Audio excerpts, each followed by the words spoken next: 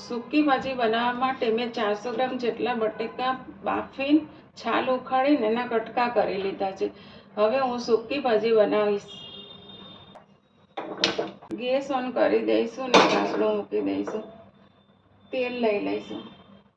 તેલ આવી ગયું છે. થોડી રાઈ એડ કરી દઈશું, જીરું એડ કરી દઈશું, હિંગ, હળદર એડ કરી દઈશું,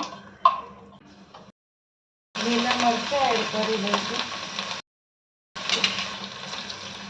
આદું એડ કરી દઈશું, 8 થી 10 નંગ મીઠા લીમડાના પાન એડ કરી દઈશું, 1 ટામેટું એડ કરી દઈશું,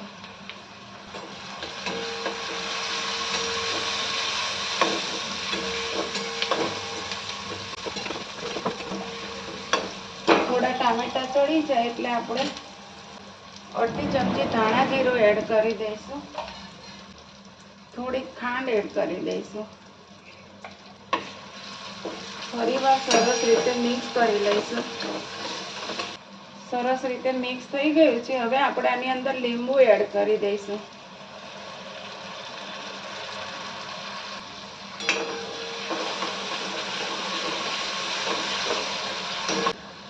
હવે આપણે બાફેલા બટેકાના કટકા કર્યા હતા એ એડ કરી દઈશું.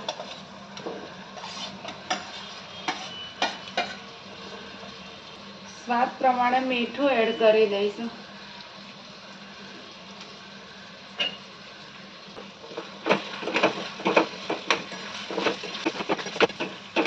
સારી રીતે મિક્સ કરી લઈશું. આપણે વાર તહેવાર હોય ત્યારે સૂકી ભાજી, ખીર બધું બનાવતા જોઈએ છીએ, પણ એક વખત આવી રીતે બનાવજો. આ સૂકી ભાજી બહુ જ ટેસ્ટી લાગે છે. હવે આપણે છેલ્લે આની અંદર મરીનો પાવડર એડ કરી દઈશું.